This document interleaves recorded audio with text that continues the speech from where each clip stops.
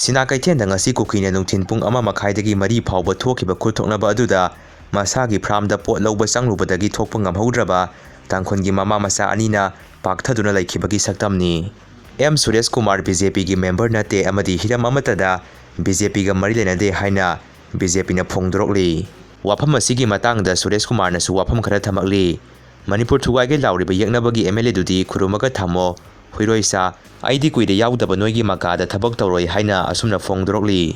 Iran lan gi maramdagi Indiana airspace 13 phawduna paidanaba airline singda khangankhre. Chief Minister Yumnam Khemsan ngasi Kukizo Council gi mihut singa unanabagi damakta Imphal thadokre. Rajya Sabha gi apunba MP singi manungda MP 63 criminal case senai. Assam Rifle amasung Inpui Naga CSO Wapong Intanda Hausong Noneda security meeting pangthokre. Inpui Naga amasung Kuki gi marakta pamdaba thoktanaba kumna khanaki. Inpui singna Wapong Intanda volunteer thamnabagi matangdasu wari kumna sanaki. America gi Defense Minister Pete Hegsena Iranda tamthiba mawongda landaragani haina lauthokre. Tairen makhongda accident thokre asokpa sing hospital da pukhatkre haidi. Home Minister na drug lalonba sing amasung police ta ki nongmai huran khiba singi mathakta thabak tawnaba khangalakre.